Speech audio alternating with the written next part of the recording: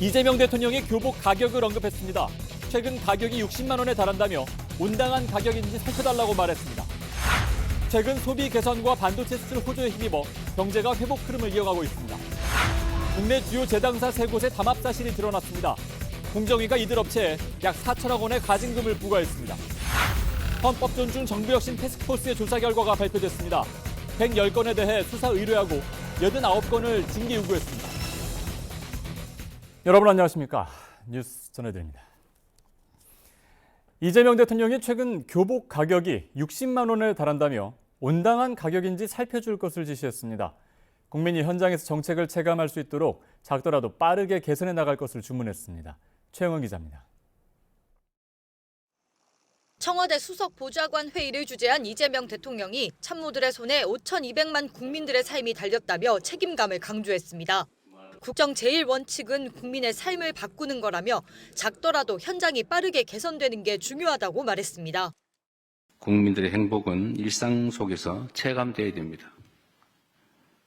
지표나 숫자가 아무리 바뀌어도 삶 속에서 체감되지 않으면 아무것도 아닌 거죠. 작지만 빠르게, 확실하게, 충실하게 해나가면 좋겠습니다. 이 대통령은 그러면서 최근 교복 비용이 60만 원에 달한다며 합리적인 가격인지 살펴보라고 지시했습니다. 일자리 창출과 국내 산업 발전 측면에도 도움이 될 수 있는 교복 생산자 협동조합 구성 방안도 제안했습니다. 부모님들의 등골 브레이커라고 얘기한다고도 하네요.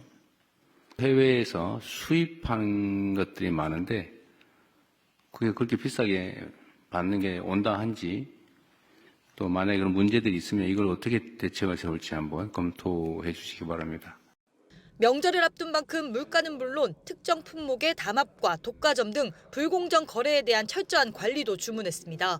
이 대통령은 정책의 틈새를 악용해 부당한 이익을 취하는 경우가 있었다며 실제 그런 일이 발생하면 엄정하게 책임을 물어야 할 거라고 밝혔습니다. 또 안보, 치안, 의료, 방역, 교통, 수송 등 공공 서비스 분야가 명절 연휴 기간 원활하게 작동돼야 할 거라고 덧붙였습니다. 아울러 연휴를 반납하고 국민의 일상을 챙기는 공직자 등에 대해 보상과 대우를 확실하게 해줄 것을 당부했습니다. KTV 최영은입니다.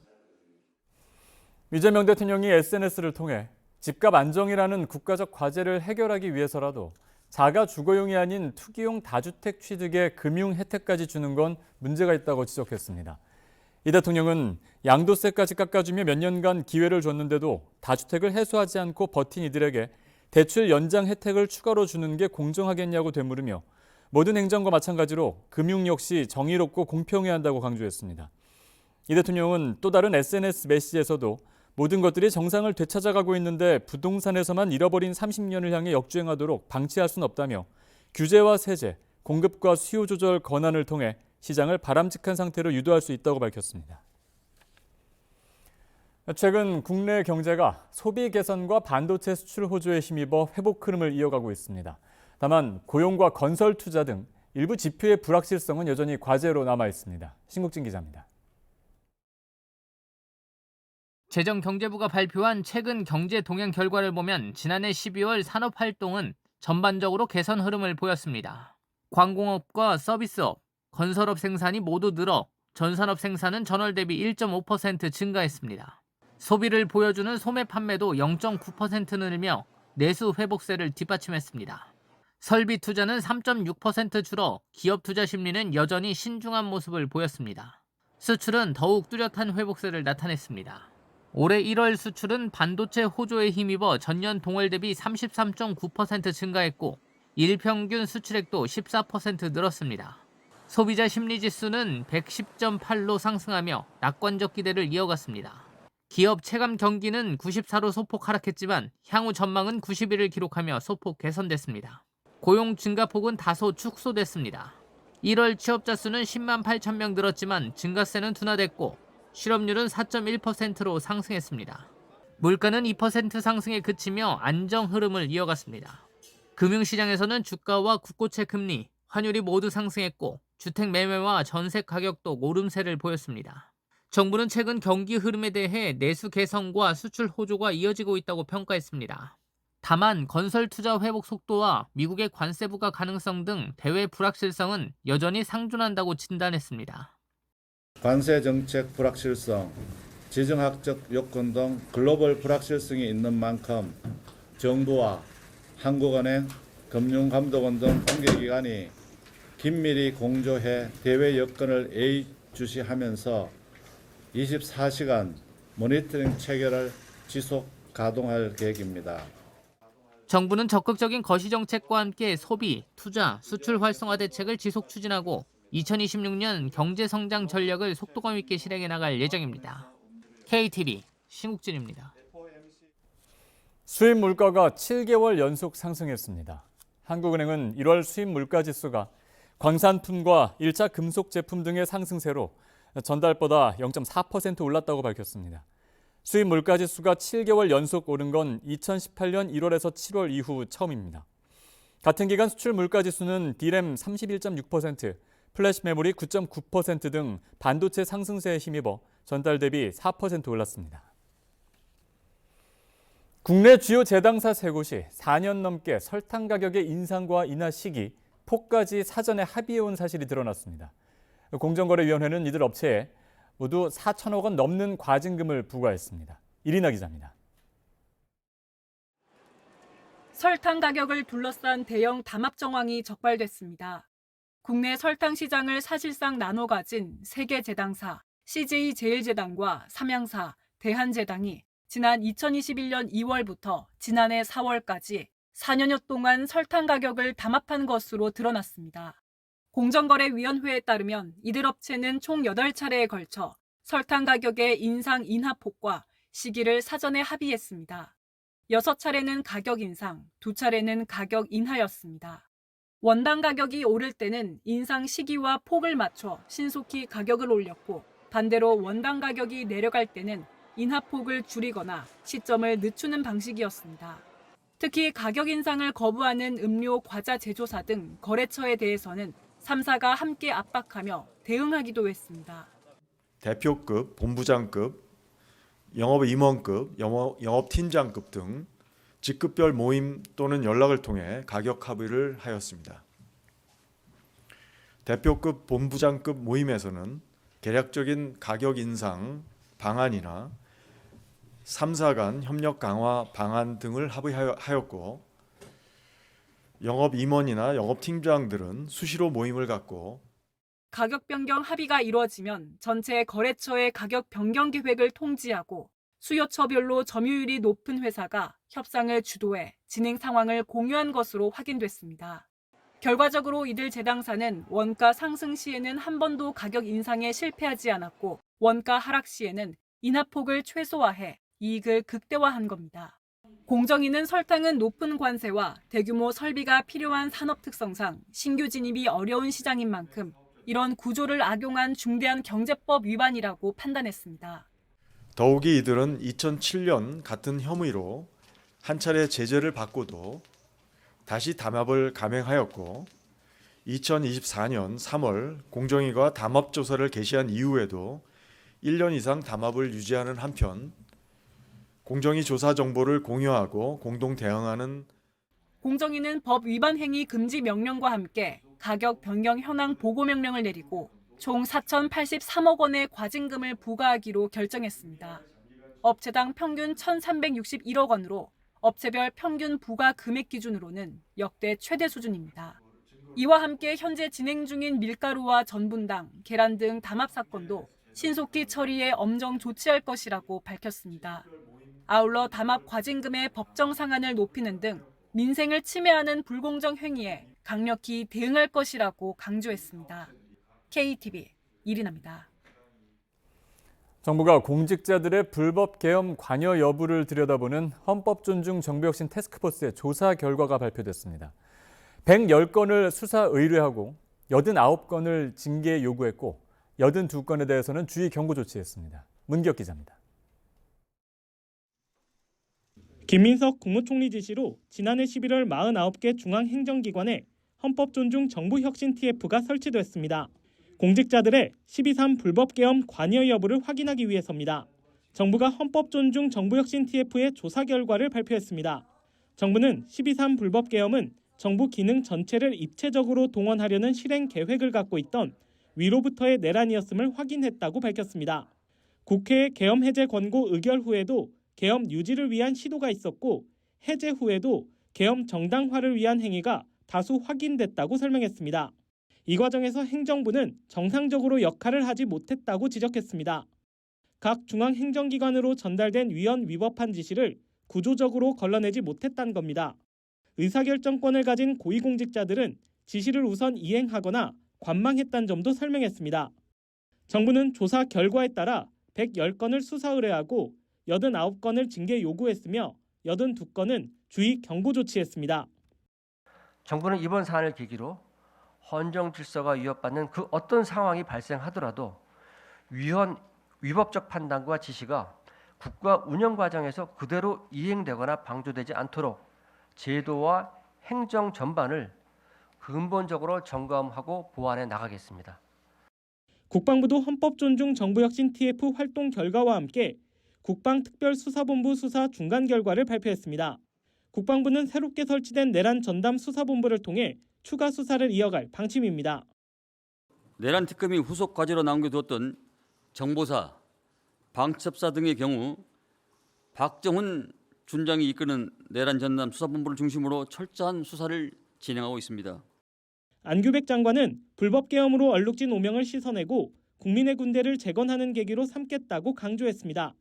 KTV 문기혁입니다. 최휘영 문화체육관광부 장관이 취임 200일을 앞두고 기자들과 만났습니다. 최 장관은 K컬처가 한국 경제의 신성장 동력이 되도록 속도감 있는 정책 추진 의지를 밝혔습니다. 김창규 기자입니다. 취임 200일을 앞둔 최휘영 문화체육관광부 장관이 K컬처가 더 도약할 수 있는 희망과 가능성에 방점을 찍었습니다. 최 장관은 K컬처가 경제의 새로운 성장 엔진이 될 수 있도록 정책 추진에 속도를 내겠다고 말했습니다. 좌고우면하지 않고 더 빠르게 현장에서 체감할 수 있도록 구체성을 가지고 움직이겠습니다. 먼저 위기 국면의 영화 산업을 살리기 위해 영화관 구독형 패스를 본격화하겠다고 밝혔습니다. 관람료가 계속 올랐잖아요. 이 부분을 또 어떻게 해소할 거냐고. 부담 없이 우리가 이렇게 뭔가 일정한 금액을 내면 한 번 보고 끝나는 게 아니라 여러 번 볼 수 있도록 뭔가 하는 개념의 프로그램을 만들면 도움이 되지 않을까? 최 장관은 OTT 구독처럼 월 구독료를 내는 것은 아니라면서 연령층과 가족 단위 맞춤형 상품이나 일정 기간 여러 차례 관람할 수 있는 형태처럼 관객의 관심을 끌어낼 수 있는 상품을 설계하고 있다고 설명했습니다. 강화된 암표 관리 계획도 밝혔습니다. 최 장관은 암표를 고질적인 난치병이라고 언급하면서 넉 달 만에 관련법 개정을 마친 것을 성과로 소개했습니다. 가을 시행 전까지 시행령 등 준비를 마쳐 법령이 실효성 있게 작동할 수 있도록 하겠다고 덧붙였습니다. 최 장관은 또 외래 관광객 3천만 시대 조기 달성 목표를 다시 한번 강조했습니다. 국가관광전략회의가 대통령 직속으로 격상된 만큼 관광 대도약 방안을 속도감 있게 추진한다는 방침입니다. 오는 4월부터 매달 마지막 주에서 매주 수요일로 확대하는 문화가 있는 날 추진 계획도 설명했습니다. 최 장관은 기존 혜택이 매주 반복되는 것은 아니라고 선을 그었습니다. 문체부는 이용자가 문화 혜택을 더 풍요롭게 누릴 수 있도록 운영 방식을 업계와 함께 다듬을 계획입니다. KTV 김찬규입니다. 최근 5년 동안 발생한 도로 결빙 사고 지점을 정부가 전수조사했습니다. 사고 재발 가능성이 높은 121곳을 결빙 취약 지점으로 지정하고 열선 설치와 속도 관리 등 대책을 추진합니다. 윤현석 기자입니다. 기후변화로 강설량은 줄었지만 기온 급강하에 따른 도로 결빙 위험이 반복적으로 발생하고 있습니다. 이에 정부는 사고 이후 대응이 아닌 사전 예방 중심의 체계적인 도로 안전 대책을 마련해 추진합니다. 먼저 최근 5년간 발생한 도로 결빙 사고 지점 329곳을 전수조사했습니다. 국토교통부는 사고 재발 우려가 큰 121개 지점을 결빙 취약 지점으로 선정했습니다. 위험 수준에 따라 결빙 위험 지점과 결빙 관심 지점으로 나눴습니다. 전수조사 결과를 바탕으로 기본 안전관리 체계를 강화합니다. 모든 사고 지점에는 결빙 발생 시 신속한 대응이 가능하도록 결빙 주의 표지와 제설함 등을 설치합니다. 결빙 위험 지점에는 사고 예방 효과가 높은 열선 설치를 원칙으로 합니다. 다만 교량 등 구조적 제약이 있는 지점에는 염수 분사 시설을 마련합니다. 결빙 관심 지점에는 염수 분사 시설을 설치합니다. 필요시에는 열선으로 대체합니다. 미끄러운 노면에서 과속할 경우 더 큰 피해가 발생하는 결빙 사고 특성에 맞춰 속도 관리 대책도 마련했습니다. 경찰과 함께 결빙 취약 지점을 대상으로 기상과 노면 상태에 따라 제한 속도를 탄력적으로 안내하는 가변형 속도 제한 표지를 설치합니다. 가변형 과속 단속은 결빙 취약 지점의 특성에 따라 다르게 진행합니다. 지점 특성을 종합적으로 고려해 구간 단속과 지점 단속, 가변형 속도 제한 표지 단독 설치 등 3가지 방법으로 나눕니다. 이 밖에도 운전자가 위험을 사전 인지하도록 취약 시간대 결빙 우려 구간을 도로 전광 표지와 내비게이션으로 안내하고 현재 6시간 단기 분석 중심의 안내 체계를 선제적 예측 중심으로 고도화해 최대 12시간 전까지 결빙 위험 정보를 제공하는 방안을 단계적으로 추진합니다. 한편 정부는 결빙 사고 예방을 위해 얼어있는 노면에서 반드시 서행하는 운전 습관이 중요하다고 말했습니다. 살얼음 구간에서는 속도부터 줄이고 앞차와의 거리는 평소보다 2배 이상 넉넉히 잡는 것이 필요합니다. 또 브레이크를 급하게 잡거나 핸들을 과도하게 트는 행위도 피해야 합니다. KTV 윤현석입니다. 빗썸 및 대규모 비트코인 오지급 사태에 대해 보상 방침을 밝힌 가운데 이를 노린 스미싱 사기 확산 우려가 커지고 있습니다. 금융당국은 소비자 경보를 발령하고 안내 메시지에 URL 링크가 포함되어 있으면 절대 클릭하지 말라고 당부했습니다. 김유리 기자입니다. 가상자산 거래소 빗썸의 보상금 지급 대상자로 선정됐다는 문자입니다. 관련 절차 안내를 위한 전화 연결을 유도합니다. 전산 오류로 코인이 잘못 지급됐을 가능성이 있다며 확인을 위해 인터넷 주소, 즉 URL 클릭을 요구합니다. 모두 빗썸의 비트코인 오지급 사고를 악용한 스미싱 문자입니다. 지난 6일 발생한 62조 원 규모의 비트코인 오지급 사태. 빗썸이 일부 고객에게 보상금을 지급하겠다고 밝히면서 이를 노린 스미싱 피해 우려가 커지고 있습니다. 이에 금융당국은 소비자 경보 주의를 발령하고 유의사항을 안내했습니다. 빗썸 오지급 보상 안내 메시지에 만일 URL 링크가 포함되어 있다면 100% 사기이므로 절대 클릭하시면 안 됩니다. 또한 빗썸에 따르면 현재까지 보상금 지급 절차 등이 확정된 바가 없으므로 보상금 지급에 대한 안내가 있었다면 사기일 가능성이 매우 높습니다. 금감원은 악성 앱이 설치된 경우 비행기 모드를 실행하거나 휴대폰 초기화를 진행하고 경찰서에 신고할 것을 당부했습니다.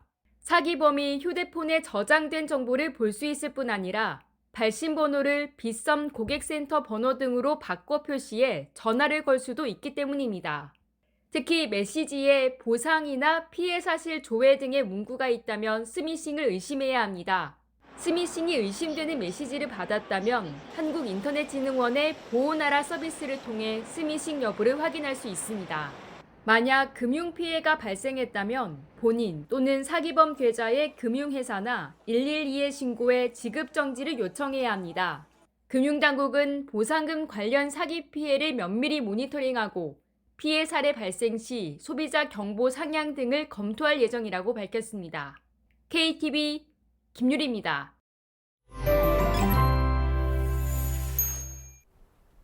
추위 걱정은 없지만 연일 공기가 탁합니다. 대기가 정체된 데다 국외 먼지까지 유입되고 있는데요. 서울 등 수도권과 영서에는 올해 첫 초미세먼지 비상저감 조치가 내려졌습니다. 지금 제주를 제외한 전국의 초미세먼지 농도가 나쁨에서 매우 나쁜 단계까지 올라 있습니다. 오늘 종일 공기질이 나쁘겠는데요. 호흡기 건강 잘 챙겨주시길 바랍니다. 내일부터 닷새간의 설 연휴가 시작됩니다. 연휴 동안 평년 기온을 웃돌며 큰 추위 걱정은 없겠고 하늘도 대체로 맑겠습니다. 다만 설 전날인 월요일에는 강원 영동에 대설특보 수준의 많은 눈이 내릴 가능성이 있습니다.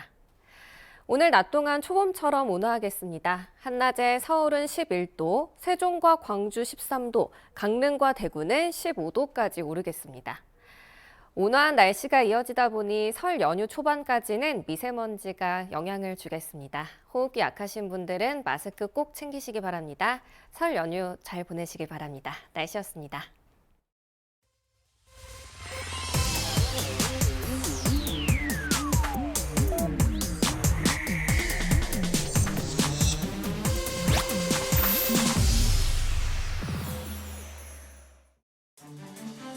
국정의 제1원칙은 국민의 삶을 바꾸는 것입니다.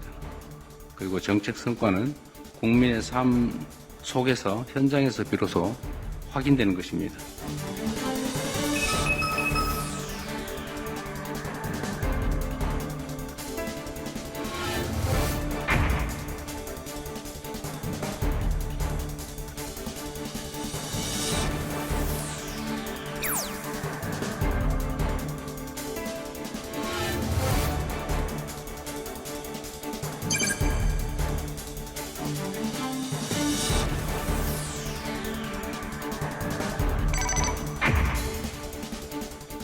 소확행이라는 단어가 수석 보좌관 회의에서도 나왔습니다. 이재명 대통령이 국정의 첫 번째 원칙, 국민의 삶을 바꾸는 것이라고 강조하면서 이른바 소확행 정책을 이야기했는데요. 빠르게 개선할 수 있는 과제를 신속하게 발굴해달라고 주문했습니다. 자세한 내용 알아보겠습니다. 서울 스튜디오 연결합니다. 차은주 앵커. 네, 대담 이어갑니다. 주요 정책 현안 조현정 시사평론가와 함께 이야기 나눠봅니다. 평론가님 어서 오십시오. 네, 안녕하세요. 네, 이재명 대통령이 주재한 수석 보좌관 회의 모두 발언부터 듣고 대담 시작하겠습니다. 오늘 회의 주제는 우리 정부의 국정 철학을 잘 보여주는 소확행 정책입니다. 작지만 확실하게 할 수 있는 그런 정책들입니다. 무엇보다 중요한 것은 우리 국민들의 삶을 현장 속에서 작더라도 빠르게 많이 개선하는 것입니다. 크고 또 어렵고 많은 시간이 소요되는 거대 의제에만 함몰되지 말고 작지만 빠르게 국민들의 삶을 구체적으로 바꿀 수 있는 과제를 신속하게 발굴하고 또 집행하는 게 중요합니다. 국민들의 행복은 일상 속에서 체감되어야 됩니다. 지표나 숫자가 아무리 바뀌어도 삶 속에서 체감되지 않으면 아무것도 아닌 거죠. 작지만 빠르게, 확실하게, 충실하게 해나가면 좋겠습니다. 네, 국민의 삶을 바꾸는 소소하지만 확실한 행복을 주는 일명 소확행 정책. 이재명 대통령의 연이은 민생 행보와도 관련이 있는 것 같은데 어떻게 보셨습니까? 네, 아무리 국가 경제 지표가 잘 나온다고 해도 결국에 가장 중요한 거는 국민이 내가 일상 속에서 하루하루 뭘 사고 생활할 때 그렇게 체감하는 경기 지표가 제일 중요할 텐데요. 네. 이재명 대통령 얼마 전에 그 충주 그냥드림 사업 현장을 직접 둘러보기도 했고 시장도 방문해서 이제 국민들을 만나면 다들 하시는 말씀이 매출이 또 걱정이 된다. 네. 그리고 또 여전히 물가 또 얘기도 많이들 하시고 그래가지고 이재명 대통령이 어떤 우리가 직접 체감할 수 있는 그런 현장성 이런 것들을 되게 중요하게 여기고 있죠. 그래서 네. 지금 정부의 국정 제1원칙은 국민의 삶을 바꾸는 것이라는 것도 계속해서 좀 유지를 하고 있고 그것도 공직자들에게 다시 한번 강조하고 또 강조하는 그런 모습입니다.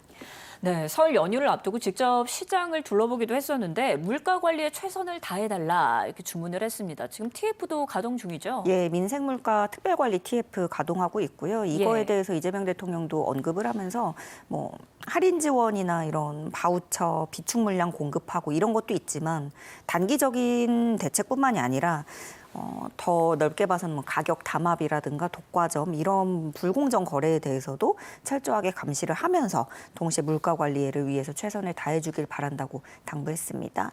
그러면서 이 또 할당관세 같은 거를 악용해서 좀 이런 케이스들이 있는데요. 그러니까 허가받은 업체들이 할당관세 혜택이라든가 이런 걸 봐서 그 수입 팔 때는 자기들은 싸게 들여오는데 네. 이제 유통해가지고 소매로 풀 때는 그렇지 않은 그래서 국민들은 비싼 가격을 받아보게 되는. 근데 이것이 사실은 국민들 세금으로 부당하게 이득을 취했다라고 진단을 한 거죠. 네. 그래서 그런 경우들에 대해서도 조치를 주문했습니다. 네, 특히 민생 물가 중에 이재명 대통령이 특별 관리를 당부한 품목이 있습니다. 어떤 것인지 화면으로 확인하시죠. 최근에 교복 구입비가 60만 원에 육박한다고 해요. 제가 시장을 하고 있을 때는 30만 원 정도였는데 어느 틈에 60만 원에 육박한다고 합니다. 부모님들의 뭐 등골 브레이커라고 얘기한다고도 하네요. 계약을 앞두고 있는 만큼 이 교복 가격들의 적정성 문제에 대해서도 한번 살펴주면 좋겠습니다. 대체적으로 해외에서 수입한 것들이 많은데 그게 그렇게 비싸게 받는 게 온당한지 또 만약에 그런 문제들이 있으면 이걸 어떻게 대책을 세울지 한번 검토해 주시기 바랍니다. 네, 무상교복, 이재명 대통령의 성남시장 시절에 대표적인 복지 정책 중에 하나였습니다. 네. 요즘 교복이 60만 원, 정말 너무한 것 같은데 이른바 등골 브레이커라고 불린다는 거예요. 한번 살펴보라고 네. 주문했어요. 그렇다고 또 교복을 없애면 일상복 매일 입고 가는 것도 힘들어서 교복이 예. 필요한데 60만 원이면 정말 좀 많이들 부담을 느끼실 것 같아요. 네. 근데 일전에 그 생리대 가격 문제를 정조준하기도 했잖아요. 예. 그러면서 이후에 몇몇 기업들이 저렴한 그런 생리대를 또 새롭게 출시하기도 했는데 그 여러 방면에서 이재명 대통령은 그 마이크로 정치라고 이름을 붙이는데 그러니까 좀 구체적인 사안을 직접 문제 제기를 하거나 이렇게 국민들 삶 속에 상당히 세세한 것들 그렇지만 매일 꼭 써야 하는 것들에 대해서도 꼼꼼하게 좀 직접 챙기는 편입니다. 그 교복 구매 비용에 대해서는 언급을 하면서 이게 대체로 수입하는 것들이 많은데 그렇게 비싸게 받는 게 온당한 건지 이게 뭐 원단이나 이런 거 생각했을 때는 네. 원가가 그렇게 비싸지 않을 것 같거든요. 그래서 만약에 문제가 있는지 이걸 보고 문제가 있다라고 한다면 어떻게 대책을 세울지 검토하라고 주문을 했고요. 대책 마련을 지시하는 거에서 그치지 않고 어떤 뭐 하나의 아이디어 이런 거를 또 제안하기도 했는데 업체들에게 이렇게 뭐 돈을 대주는 그런 방식이 아니라 교복 생산자들의 협동조합 같은 거를 좀 만들면 일자리도 좀 생성을 할 수 있고 그리고 그러면서 소재도 또 가급적 국산으로 좀 골라서 이렇게 책정을 하면 네. 선순환이 되지 않겠느냐. 국내 산업 발전에도 또 도움이 되는 그런 쪽으로 한번 제안을 해봤고요. 또 하나 관심 많이들 가지시는 게 이제 탈모약을 건보로 지원하느냐 마느냐 예. 요 얘기가 되게 화두가 됐었잖아요. 근데 이거에 대해서는 대통령실의 설명은 건강보험 적용 여부를 바로 정하지 않고 어떤 사회적인 토론이나 공론화 대상으로 삼아서 의견을 더 모아보면 좋겠다라는 건데요. 아무래도 찬반 논란이 또 뜨거운 사안이다 보니까 네. 국민 의견 수렴이 중요하고 선제돼야 한다는 의미로 보입니다. 네, 생리대, 교복, 탈모 정말 소소하지만 생활과 맞닿아 있는 것들을 챙기고 있는 모습인데요. 그런가 하면 공직자의 자세도 강조했습니다. 공직자에게 없는 세 가지가 있다. 휴가, 주말, 퇴근이다. 그야말로 헌신적인 자세를 강조했는데 어떻게 보십니까? 별로 만나고 싶진 않은 상사고요. 근데 어폐가 좀 있을 수 있는 말이라서 첨가 설명이 좀 필요할 것 같아요. 예. 아무리 일을 열심히 해도 이런 거 없으면 안 됩니다. 근데 이제 이재명 대통령도 덧붙인 게 일선 주민센터에 있는 직원들, 공무원들하고는 지금 여기 이 자리에 수보회의에 계신 공직자들하고는 다르다라는 거예요. 예. 이 정도로 계속 좀 공직자들의 시간, 자세 이런 것들을 강조하는 거는 그만큼 에너지 소모가 많고 이분들이 힘들다는 거를 알고는 있지만 지금 가용할 수 있는 이 시간에 어떻게 투자하고 집중하느냐에 따라서 국민들의 삶이 크게 바뀐다라는 거에 대해서 네. 이재명 대통령이 되게 거기에 좀 많이 집중을 하는 것 같아요. 그래서 대통령 본인이 행정 영역에서 그런 생활을 해왔기 때문에 더 그런 측면이 있기도 하고 그 공직자분들로서는 너무 좀 잘 아는 리더가 와가지고 좀 힘든 면도 더 있겠죠. 네. 이재명 대통령 지자체장 시절부터 유명했고 그래서 이게 이재명 대통령 스스로 지금 너무 국민들 그 민생을 위해서 갈 길이 너무 멀고 할 일이 너무 많고 네. 하고 싶은 일도 너무 많고 좀 그런 것 같아요. 그리고 좀 특징이 그러면서 인센티브를 또 확실하게 주자라는 입장을 계속 유지하고 있기 때문에 그래서 이번에도 뭐 경찰, 소방, 군, 의료인까지 그래서 국민 생명을 지키는 그런 분야에서 연휴를 반납하고 헌신하는 분들을 위해서 보상과 대우도 확실하게 해달라고 요청했습니다. 네, 알겠습니다. 수석 보좌관 회의 내용 살펴봤고요. 그런가 하면 오늘 새벽에 이재명 대통령이 SNS에 글을 하나 올렸습니다. 바로 다주택자를 겨냥한 메시지였는데 이렇습니다. 이제 버텨서 성공하는 시대는 끝났다라는 겁니다. 다주택자의 대출 연장 문제를 거론했어요. 네. 우선 이거는 이재명 대통령 SNS 원문을 먼저 좀 소개를 해드리는 게 좋을 것 같아요. 트위터에 이제 저렇게 올렸고 그 SNS 보시면 그러니까 전체적인 내용이 이게 양도세까지 깎아주면서 수년간 기회를 받고 그러면서도 다주택은 해소하지 않고 버텨왔다라는 내용들 그리고 이분들이 대출이 만기가 됐는데 그들에게만 대출을 연장해주는 혜택 이것이 공정하겠느냐? 네. 왜냐하면 대다수의 이제 무주택자나 1주택자들은 그런 혜택을 받지 못하고 있거든요. 그러니까 다주택자들만 뭐 임대사업자 내 가지고 그렇게 하면은 뭐 종부세도 그렇고 많은 혜택을 받아왔단 말이에요.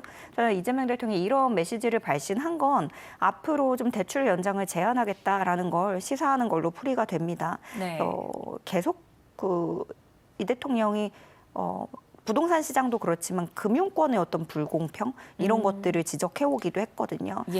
그래서 어떤 다주택자들에게는 그들만 받을 수 있는 혜택을 받는데 그분들은 오히려 주택을 매물로 풀어놓지 않고 혜택을 일부만 가져가고 있다라는 부분을 지적을 한 거고 형평성 문제를 이렇게 제기하면서 앞으로 좀 금융제도 개편을 나설 것으로 보입니다.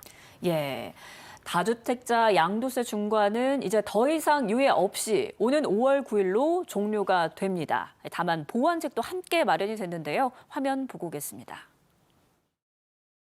정부는 정책의 예측 가능성과 신뢰성을 회복하고 부동산 시장 정상화를 하기 위하여 다주택자에 대한 양도소득세 중과 유예 조치를 당초 예정된 일몰 기한인 26년 5월 9일자로 종료합니다. 5월 9일까지 매매 계약을 완료한 경우에는 조정 대상 지역 지정 시점과 임대차 계약 상황에 따라 양도소득세 중과의 적용과 토지거래 허가 제도상 실거주 의무를 일정 기간 유예합니다. 양도소득세 중과 유예 종료 보완 방안을 담은 소득세법 시행령 및 부동산 거래 신고법 시행령 개정안은 26년 2월 13일부터 입법 예고될 예정이며 2월 내 공포 시행을 목표로 추진할 예정입니다.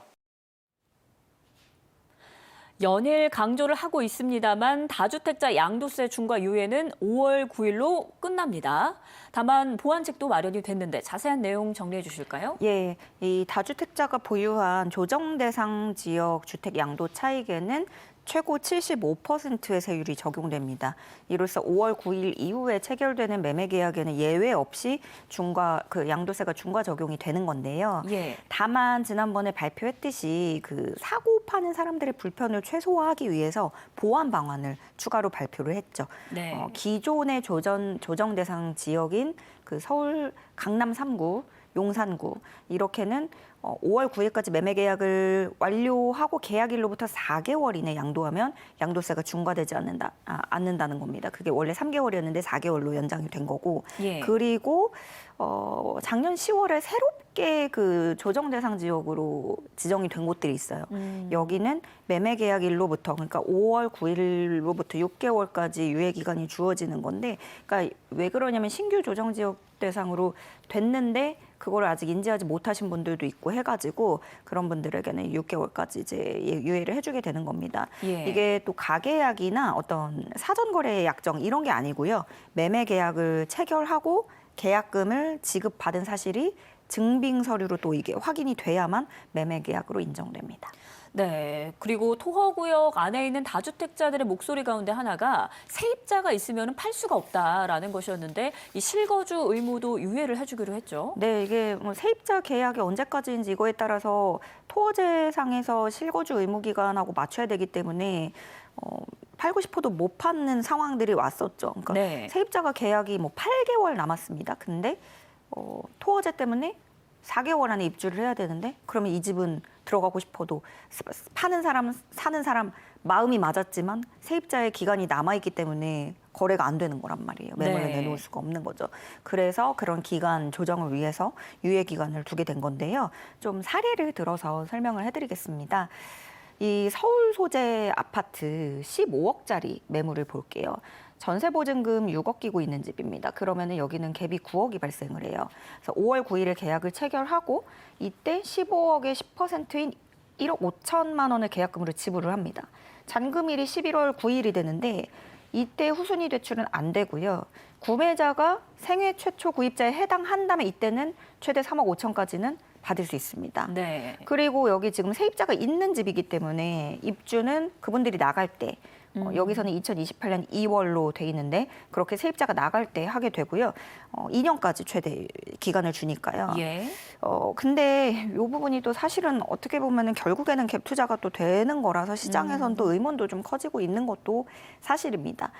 그리고 조금 헷갈리는 부분이 있는데요. 그 신규 지정된 조정 대상 지역에서 다주택자 보유주택이 매물로 나왔다면 네. 원칙적으로는 매수자가 그 토어제 그 신청일 기준으로 무주택자여야 되는 거예요. 다만 이 매매주택의 잔여 임대차 기간이 허가일로부터 6개월 미만이라고 한다면 매수자가 그런 주택 보유하고 상관없이 네. 1주택자에서 갈아탈 수도 있는 거니까요. 그거하고는 상관없게 해주는 거고 그래서 여기서 보는 무주택자라는 그 기준 시점은 허가 신청 당시를 기준으로 하게 됩니다. 예. 이렇게 되면은 바로 1주택에서 1주택으로 갈아타려고 하는 분들이 조금 더 여유를 가지실 수 있을 것 같고요. 네. 그리고 또 기존에는 그 전세 대출을 이용하고 있는 사람이 규제 지역 내에 3억 원 초과 아파트를 구입할 때는 전세 대출은 회수되는 거였어요. 이렇게 되면은. 예. 그렇지만 이번에는 구입한 아파트에 세입자가 살고 있는 경우라고 한다면 그 임대차가 끝날 때까지는 전세 대출 회수를 하지 않습니다. 실수요자들의 불편을 최소화하기 위한 그런 조치들이 마련된 것 같은데 시장도 반응을 하고 있습니다. 지금 다주택자 매물이 쏟아지고 있다라고 하는데 임대사업자 제도도 손질을 예고하지 않았습니까? 이 매물도 출회가 될까요? 일단은 지금 추이를 보면은요, 좀 예. 매물이 나오고 있고 그리고 상승폭이 서울에서 상승폭이 조금 둔화되는 그런 네. 모습이 보이기는 합니다. 12일 한국부동산원이 발표한 2월 둘째 주 주간 아파트 가격 동향에 따르면 서울 아파트 평균 매매 가격이 0.22% 상승했는데 조금 오르긴 했지만 2월 첫째 주에 상승 전환한 후에 그게 지난해 때 계속 50주 넘게 계속 오르고 있었거든요. 근데 네. 상승폭으로 보면 오히려 줄어든 거예요. 이번에 처음으로. 근데 이렇게 상승폭 둔화 흐름이 지난주에 이어서 2주 연속 이어지고 있는 거고요.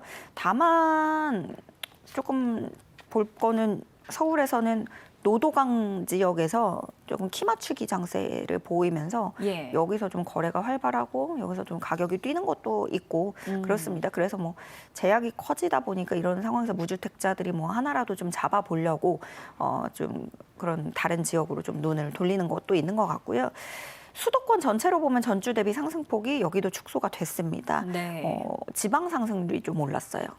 그리고 풀리는 매물들을 보면은 그 세입자 보완 대책이 나온 후에 하루 사이에 1,300건 매물이 급증을 했다고 합니다. 네. 그리고 양도세 중과 이거 보완 대책 이후에는 서울에서 뭐 성동, 영등포, 강동구 이쪽도 매물이 오른 상황이고요.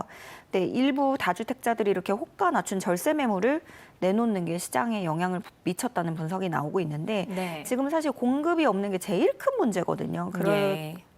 그런 와중에 다주택자들이 이제 매물을 쥐고 있으면서 매물도 안 나왔던 거기 때문에 여기서 지금 좀 풀어주는 그런 효과는 일단 뭐 단기적으로나마 있는 거고요. 예. 그리고 또 매수자들은 5월 9일까지 조금 더 관망을 하면서 급매물이 혹시 있나, 나한테 맞는 그런 매물이 있는가 좀 보는 분위기인데 그런 관망 기조는 당분간은 이어질 것으로 보입니다. 네, 이번에야말로 시장이 안정될 수 있을지 지켜보도록 하고요. 다음 주제도 보겠습니다. 정부가 불법 계엄에 가담한 공직자가 있는지 조사한 결과가 나왔습니다. 화면으로 확인해 보겠습니다. 이번 TF는 수사나 재판을 대신하는 것이 아니며 12.3 불법 계엄에 대해 정치적 평가를 내리기 위한 것도 아닙니다. 12.3 불법 계엄이라는 위기 상황에서 대한민국 행정부가 헌법을 기준으로 제대로 작동했는가, 즉 헌법을 지켜야 할 책임을 다했는가 단 한 가지입니다. 12.3 불법 계엄은 정부의 기능 전체를 입체적으로 동원하려는 실행 계획을 가지고 있던 위로부터의 내란이었음을 확인하였습니다. 정부는 이번 사안을 계기로 헌정 질서가 위협받는 그 어떤 상황이 발생하더라도 위법적 판단과 지시가 국가 운영 과정에서 그대로 이행되거나 방조되지 않도록 제도와 행정 전반을 근본적으로 점검하고 보완해 나가겠습니다. 네, 헌법 존중 TF 수사나 재판이 목적은 아니다라고 밝혔는데 먼저 이 헌법 존중 TF의 추진 배경부터 짚어볼까요? 네, 그러니까 처음부터 그 12.3 불법 계엄 관련해서 점검하고 승진자 정황이 어떤지 혹여나 그 내부 조직에서의 어떤 그런 박탈감이라든가 분위기가 망가지는 건 아닌지 그런 것들을 좀 점검해야 된다는 필요성에 의해서 그거하고 맞물려서 그때 또 만들어지기도 했는데요. 그 이번 조사는 수사나 재판을 대신하는 게 아니고 대한민국 행정부가 헌법을 기준으로 제대로 작동했는가, 즉 헌법을 지켜야 할 책무를 다했는가 이것들을 점검하는 데 목적이 있다고 설명했습니다. 네. 각 기관에서 TF가 이제 활동을 하면서 제보를 받았고요. 그리고 국회와 언론들의 지적사항들을 좀 종합해 보고 그것과 함께 검토해서 자체 발굴 작업도 좀 하면서 계엄 선포 전후의 보고 체계가 어땠는지 그리고 의사결정 과정은 어땠는지 이런 것들을 들여다보게 된 건데요. 그리고 그 과정에서 군과 경찰, 인사조직, 법률 전문가 등으로 구성된 자문위원단 중심으로 해서 기관별 TF 조사 과제 적정성 등도 검사를 해봤습니다. 네. 조사 결과 불법적인 지시에 협조한 정황이 드러났다라는 건데 이번 결과 자세히 설명해 주시죠. 예, 지난해 11월에 49개 중앙행정기관에 TF가 설치가 됐습니다. 그렇게 제보 접수를 받고, 네, 49개 기관에 설치가 됐지만 실제 조사는 20개 기관에서 실시를 했고요. 나머지 조사 과제가 없는 기관은 활동을 종료했습니다. 네. 특히 중점적으로 좀 본 곳들은 총리실, 국조실, 총리 비서실, 기재부, 외교부, 법무부, 국방부, 행안부, 문체부, 검찰, 경찰, 소방, 해경청 등이 있는데요. 이렇게 보시면은 굉장히 이제 계엄하고 불법 계엄과 관련이 깊은 그런 곳들이 좀 있죠. 네. 보시면 법무부는 이제 출입국 통제나 구금 시설 확보를 준비하고 이런 식으로 협조를 했다는 건데. 예. 그래서 아까도 보셨지만 설명을 들으셨지만 그 12.3 불법 계엄에 대해서 정부 기능 전체를 입법적으로 동원하려고 하는 실행 계획을 가지고 있던 위로부터의 내란이었던 걸 확인했다고 밝혔어요. 네. 이 위로부터의 내란의 심각성에 대해서는 이미 사법부에서도 언급을 하고 판단을 한 적이 있는 사안입니다. 그리고 국회 계엄 해제 권고 의결이 됐는데도 뭐 그 후에도 계엄 유지를 위한 시도가 있었고, 예. 또 계엄 해제 후에도 계엄 정당화를 위해서 그런 어떤 위헌 행위를 한 것들 다수 파악이 됐다는 겁니다. 그래서 이 과정에서 행정부는 정상적으로 역할을 하지 못했다라고 네. 지적했고요. 왜 그러냐면은 각 중앙행정기관으로부터 전달된 그런 지시들이 있는데 이게 다 위법하고 위헌적인 건데도 그걸 걸러내지 못했던 어떤 구조적인 문제가 있었던 거를 네. 발견하게 된 거죠. 그리고 그 의사결정권을 가진 고위공직자들도 지시를 어떤 식으로 뭐 우회적으로든 뭐 하게 만들거나 관망하고 그러다 보면 이게 계속 비정상 이게 계속 위로부터 내려오게 되는 그렇게 된 건데요. 네. 그래서 정부가 이 조사 결과에 따라서 110건을 수사 의뢰하고 89건을 징계 요구했고 또 82건은 주의 경고 조치한 것으로 알려졌습니다. 네. 근데 이제 중요한 거는 앞으로 절대 이런 일이 발생해서는 안 된다는 것이고요. 그러기 위해서 이렇게 TF를 가동하는 건 결국에는 이제 구조적으로 이런 일을 할 수 없게 만들어야 되는 것 네. 그런 시스템을 세팅을 해놔야 되는 거죠. 그래서 앞으로도 이 TF는 제도와 행정 전반을 근본적으로 점검하고 보완해 나가겠다는 계획입니다. 네, 정말 여러 행정기관에서 이런 불법적인 지시를 거르지 못한 건데 계엄에 직접 동원됐던 군은 자체 감찰 결과를 발표했습니다. 화면으로 보고 오겠습니다.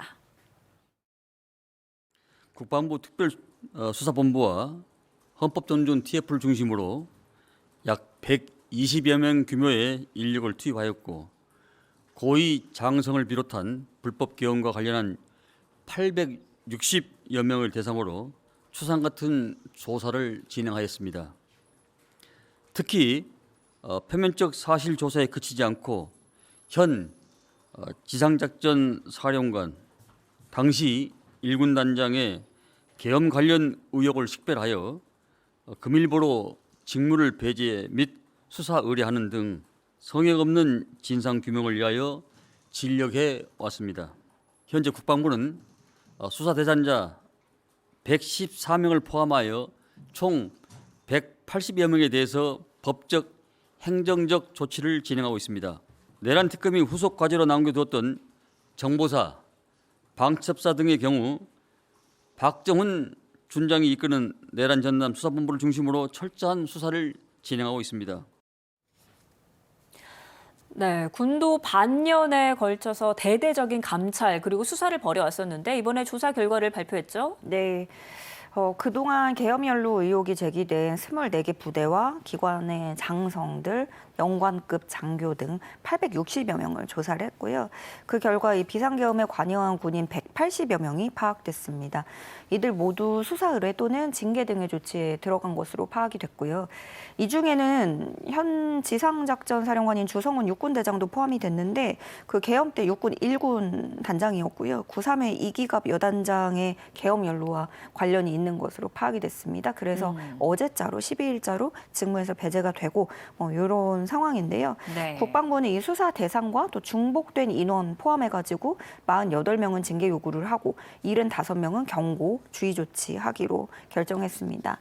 안규백 장관은 이 불법 계엄으로 얼룩진 군의 오명을 씻어내고 국민의 군대를 재건하는 계기로 삼겠다고 강조했습니다. 네, 이제 헌법 존중 TF가 종료됐습니다. 계엄 관련해서 감사나 감찰은 이제 모두 마무리가 됐는데 후속 조치는 어떻게 진행될까요?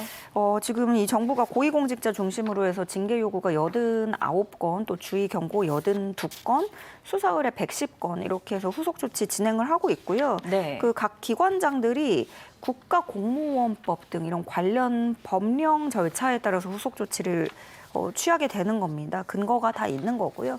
근데 이번에 이렇게 발표를 함으로써 이제 모두 종결을 하고 정부가 어떤 수사 의뢰가 진행되는 사건들 외에는 앞으로는 내란 관련 감사, 감찰 이런 것들은 원칙적으로 종결을 하게 됩니다.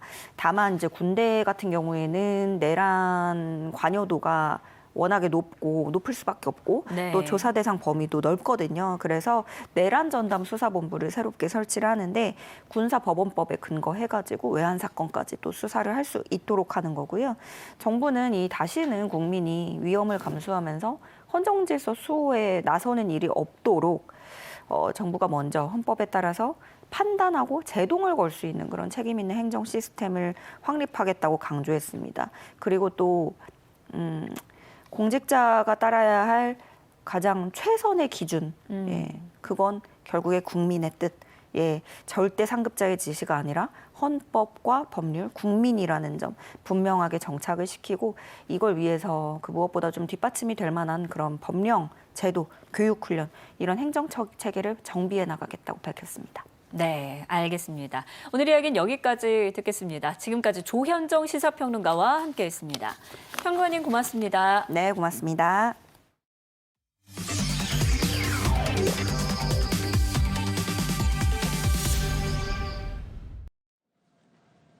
월드투데이입니다.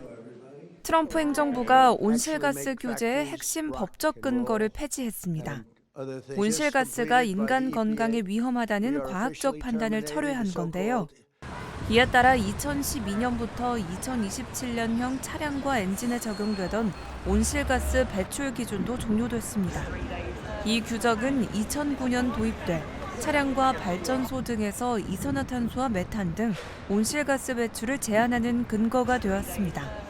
That is why, effective immediately, we are repealing the ridiculous endangerment finding and terminating all additional green emission standards imposed unnecessarily on vehicle models and engines between 2012 and 2027 and beyond. 트럼프 대통령은 해당 규정이 자동차 산업과 소비자 부담을 악화시켰다며 폐지 이유를 설명했습니다. 나토가 우크라이나에 대한 군사 지원이 계속될 것이라고 밝혔습니다. 특히 우크라이나에 대한 미국의 군사 장비 공급이 이어질 것이라고 전했는데요.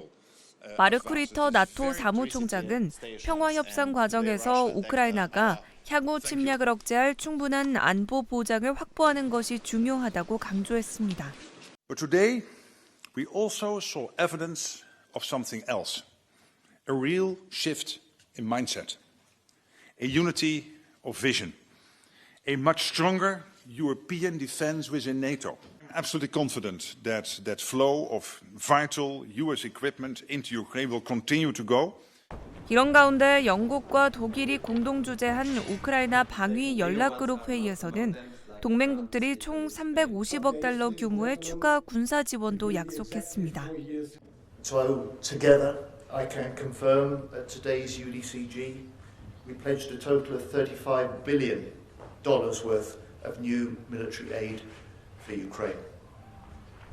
For our part, the UK is spending the highest level of support for military aid for Ukraine ever. 영국 국방장관은 동맹국들이 함께 행동해야 생명을 구하고 러시아의 압박을 가할 수 있다며 동맹국들의 단결을 촉구했습니다. 폴란드에서는 사순절을 앞두고 도넛 먹기 대회가 개최됐습니다.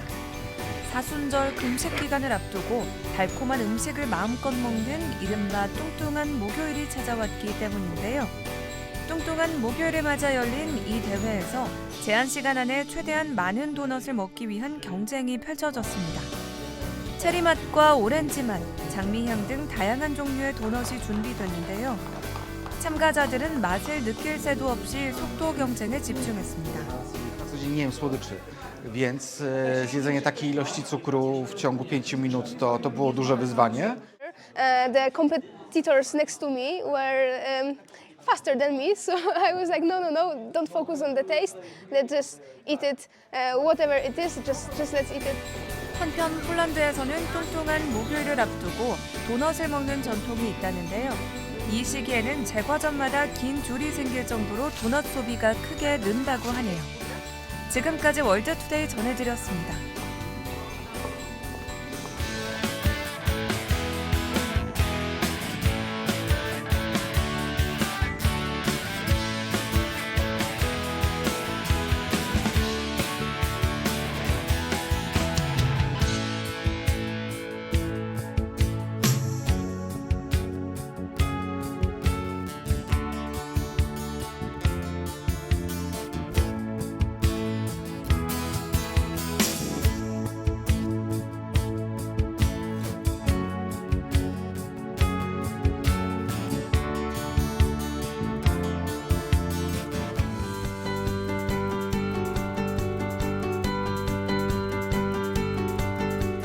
뉴스 전해드립니다.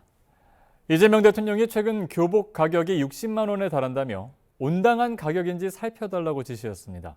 국민이 현장에서 정책을 체감할 수 있도록 작더라도 빠르게 개선해 나갈 것을 주문했습니다. 최영은 기자입니다. 청와대 수석 보좌관 회의를 주재한 이재명 대통령이 참모들의 손에 5,200만 국민들의 삶이 달렸다며 책임감을 강조했습니다. 국정 제1원칙은 국민의 삶을 바꾸는 거라며 작더라도 현장이 빠르게 개선되는 게 중요하다고 말했습니다. 국민들의 행복은 일상 속에서 체감돼야 됩니다. 지표나 숫자가 아무리 바뀌어도 삶 속에서 체감되지 않으면 아무것도 아닌 거죠. 작지만 빠르게, 확실하게, 충실하게 해나가면 좋겠습니다. 이 대통령은 그러면서 최근 교복 비용이 60만 원에 달한다며 합리적인 가격인지 살펴보라고 지시했습니다. 일자리 창출과 국내 산업 발전 측면에도 도움이 될 수 있는 교복 생산자 협동조합 구성 방안도 제안했습니다. 부모님들의 등골 브레이커라고 얘기한다고도 하네요. 해외에서 수입한 것들이 많은데 그게 그렇게 비싸게 받는 게 온당한지 또 만약에 그런 문제들이 있으면 이걸 어떻게 대책을 세울지 한번 검토해 주시기 바랍니다. 명절을 앞둔 만큼 물가는 물론 특정 품목의 담합과 독과점 등 불공정 거래에 대한 철저한 관리도 주문했습니다. 이 대통령은 정책의 틈새를 악용해 부당한 이익을 취하는 경우가 있었다며 실제 그런 일이 발생하면 엄정하게 책임을 물어야 할 거라고 밝혔습니다. 또 안보, 치안, 의료, 방역, 교통, 수송 등 공공 서비스 분야가 명절 연휴 기간 원활하게 작동돼야 할 거라고 덧붙였습니다. 아울러 연휴를 반납하고 국민의 일상을 챙기는 공직자 등에 대해 보상과 대우를 확실하게 해줄 것을 당부했습니다. KTV 최영은입니다. 이재명 대통령이 SNS를 통해 집값 안정이라는 국가적 과제를 해결하기 위해서라도 자가 주거용이 아닌 투기용 다주택 취득에 금융 혜택까지 주는 건 문제가 있다고 지적했습니다. 이 대통령은 양도세까지 깎아주며 몇 년간 기회를 줬는데도 다주택을 해소하지 않고 버틴 이들에게 대출 연장 혜택을 추가로 주는 게 공정하겠냐고 되물으며 모든 행정과 마찬가지로 금융 역시 정의롭고 공평해야 한다고 강조했습니다. 이 대통령은 또 다른 SNS 메시지에서도 모든 것들이 정상을 되찾아가고 있는데 부동산에서만 잃어버린 30년을 향해 역주행하도록 방치할 수는 없다며 규제와 세제, 공급과 수요 조절 권한을 통해 시장을 바람직한 상태로 유도할 수 있다고 밝혔습니다. 최근 국내 경제가 소비 개선과 반도체 수출 호조에 힘입어 회복 흐름을 이어가고 있습니다. 다만 고용과 건설 투자 등 일부 지표의 불확실성은 여전히 과제로 남아 있습니다. 신국진 기자입니다. 재정경제부가 발표한 최근 경제 동향 결과를 보면 지난해 12월 산업 활동은 전반적으로 개선 흐름을 보였습니다. 광공업과 서비스업, 건설업 생산이 모두 늘어 전산업 생산은 전월 대비 1.5% 증가했습니다. 소비를 보여주는 소매 판매도 0.9% 늘며 내수 회복세를 뒷받침했습니다. 설비 투자는 3.6% 줄어 기업 투자 심리는 여전히 신중한 모습을 보였습니다. 수출은 더욱 뚜렷한 회복세를 나타냈습니다. 올해 1월 수출은 반도체 호조에 힘입어 전년 동월 대비 33.9% 증가했고 일평균 수출액도 14% 늘었습니다. 소비자 심리지수는 110.8로 상승하며 낙관적 기대를 이어갔습니다. 기업 체감 경기는 94로 소폭 하락했지만 향후 전망은 91을 기록하며 소폭 개선됐습니다. 고용 증가폭은 다소 축소됐습니다. 1월 취업자 수는 10만 8천 명 늘었지만 증가세는 둔화됐고 실업률은 4.1%로 상승했습니다. 물가는 2% 상승에 그치며 안정 흐름을 이어갔습니다. 금융시장에서는 주가와 국고채 금리, 환율이 모두 상승했고 주택 매매와 전세 가격도 오름세를 보였습니다. 정부는 최근 경기 흐름에 대해 내수 개선과 수출 호조가 이어지고 있다고 평가했습니다. 다만 건설 투자 회복 속도와 미국의 관세 부과 가능성 등 대외 불확실성은 여전히 상존한다고 진단했습니다. 관세 정책 불확실성, 지정학적 요건 등 글로벌 불확실성이 있는 만큼 정부와 한국은행, 금융감독원 등 통계기관이 긴밀히 공조해 대외 여건을 예의주시하면서 24시간 모니터링 체계를 지속 가동할 계획입니다. 정부는 적극적인 거시정책과 함께 소비, 투자, 수출 활성화 대책을 지속 추진하고 2026년 경제성장 전략을 속도감 있게 실행해 나갈 예정입니다. KTV 신국진입니다.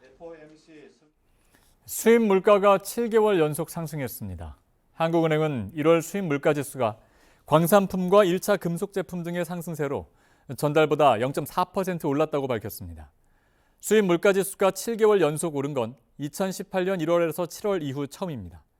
같은 기간 수출 물가 지수는 디램 31.6%, 플래시 메모리 9.9% 등 반도체 상승세에 힘입어 전달 대비 4% 올랐습니다.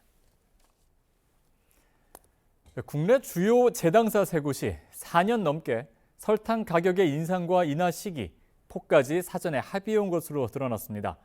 공정거래위원회가 이들 업체에 모두 4천억 원의 과징금을 부과했습니다. 이리나 기자입니다. 설탕 가격을 둘러싼 대형 담합 정황이 적발됐습니다.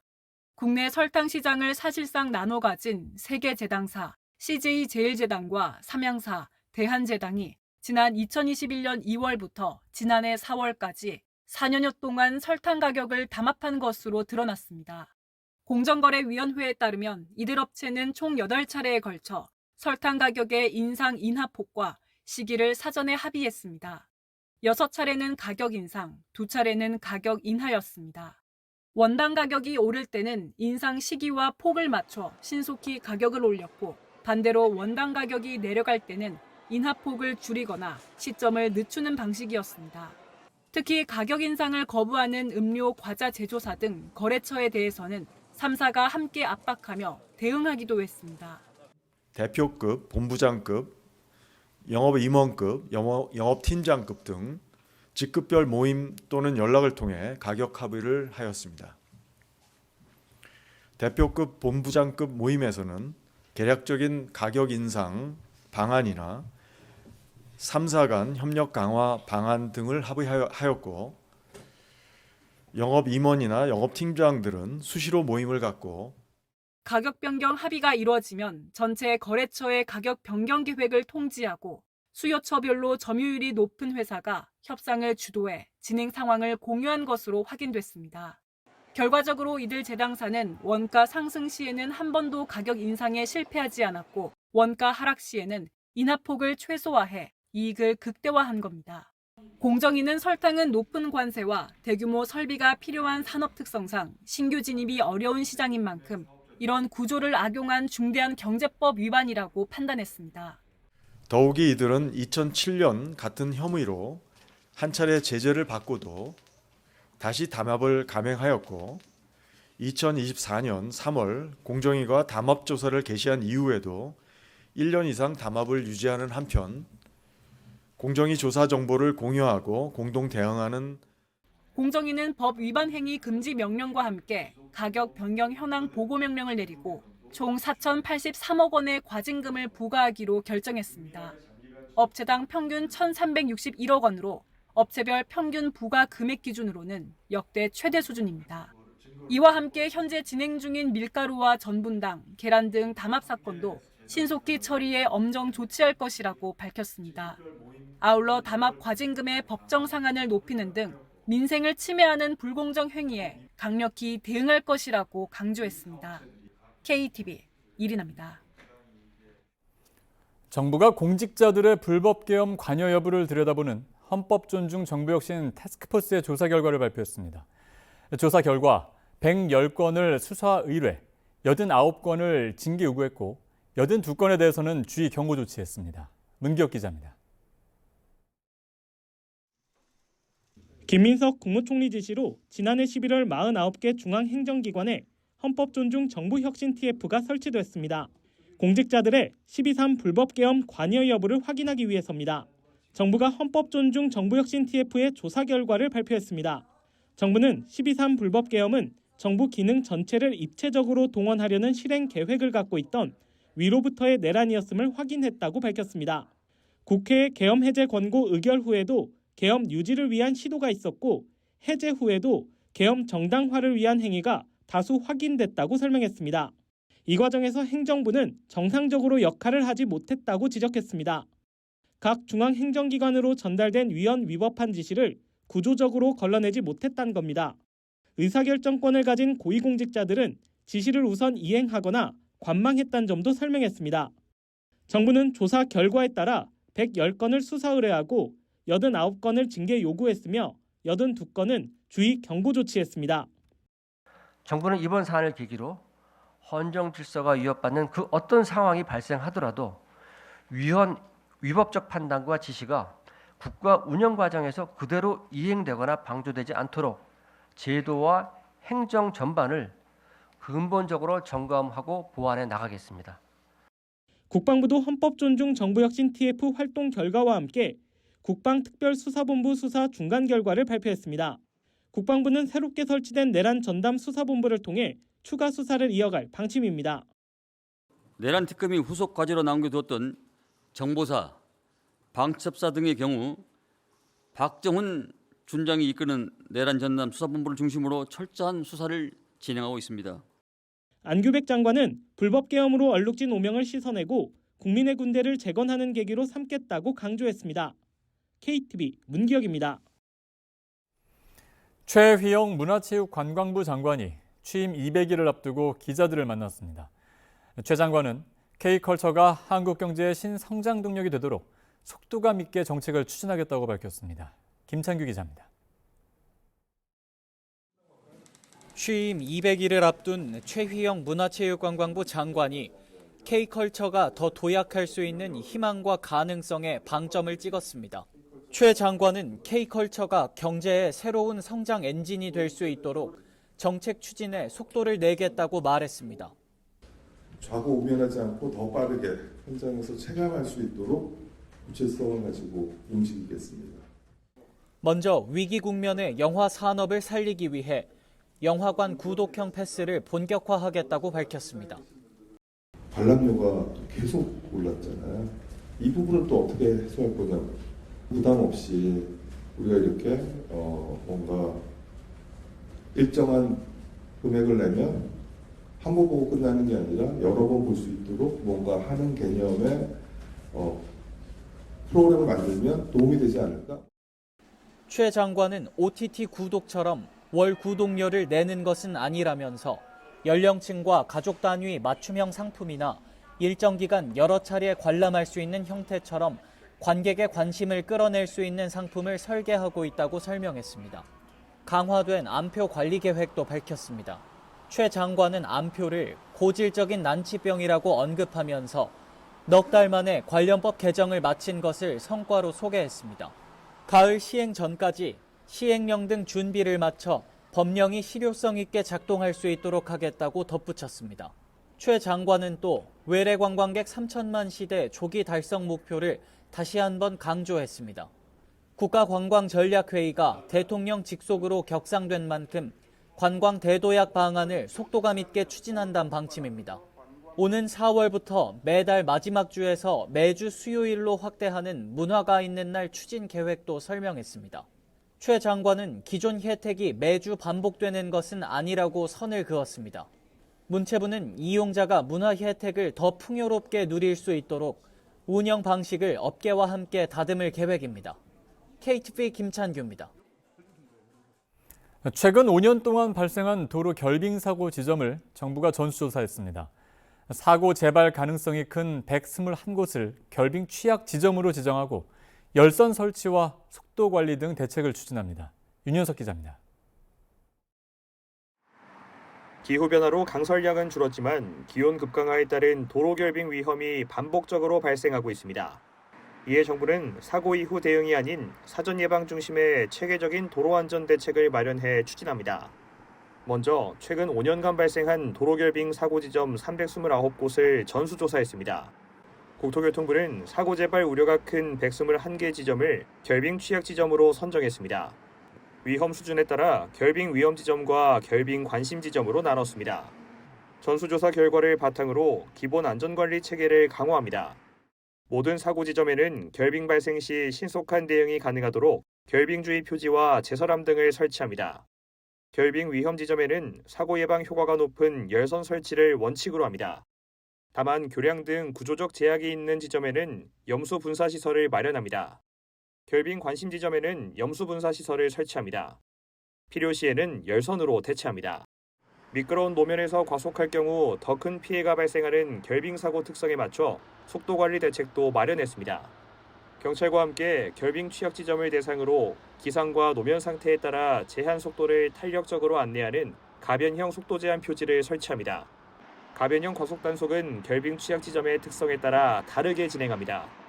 지점 특성을 종합적으로 고려해 구간 단속과 지점 단속, 가변형 속도 제한 표지 단독 설치 등 3가지 방법으로 나눕니다. 이 밖에도 운전자가 위험을 사전 인지하도록 취약 시간대 결빙 우려 구간을 도로 전광 표지와 내비게이션으로 안내하고 현재 6시간 단기 분석 중심의 안내 체계를 선제적 예측 중심으로 고도화해 최대 12시간 전까지 결빙 위험 정보를 제공하는 방안을 단계적으로 추진합니다. 한편 정부는 결빙사고 예방을 위해 얼어있는 노면에서 반드시 서행하는 운전 습관이 중요하다고 말했습니다. 살얼음 구간에서는 속도부터 줄이고 앞차와의 거리는 평소보다 2배 이상 넉넉히 잡는 것이 필요합니다.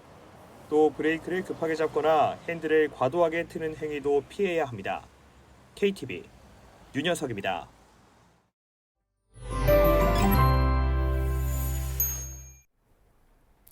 설 연휴를 앞두고 고농도 미세먼지가 기승을 부리고 있습니다. 대기 정체에 국외먼지까지 유입되고 있는데요. 서울 등 수도권과 영서에는 올해 첫 초미세먼지 비상저감 조치가 내려졌습니다. 지금 제주를 제외한 전국의 초미세먼지 농도가 나쁨에서 매우 나쁨 수준까지 올라 있습니다. 오늘 종일 공기질이 나쁘겠습니다. 호흡기 건강 잘 챙겨주시기 바랍니다. 내일부터 닷새간의 설 연휴가 시작되는데요. 연휴 동안 평년 기온을 웃돌면서 큰 추위는 없겠고 하늘도 대체로 맑겠습니다. 다만 설 전날인 월요일에 강원 영동을 중심으로는 대설특보 수준의 많은 눈이 내릴 가능성이 있습니다. 오늘 낮 동안 초봄처럼 온화하겠습니다. 낮 기온은 서울이 11도, 세종과 광주 13도, 강릉과 대구는 15도까지 오르겠습니다. 온화한 날씨가 이어지다 보니 설 연휴 초반까지는 미세먼지가 영향을 주겠습니다. 호흡기가 약하신 분들은 마스크 꼭 챙기시기 바랍니다. 날씨였습니다. 자, 오늘 새벽 최가온 선수의 연기, 또 그 금메달 확보 소식에 많은 분들이 함께 응원하면서 눈물을 흘리신 분들 계실 텐데요. 대한민국 선수상 정말 자랑스럽습니다. 계속 명절 동안 함께 응원해 주시면 좋겠습니다. 자, 저희가 준비한 소식 여기까지입니다. 생방송 대한민국 1부 마칩니다. 저희는 명절 이후 목요일 오전 10시에 다시 찾아뵙겠습니다. 시청해주신 여러분 고맙습니다.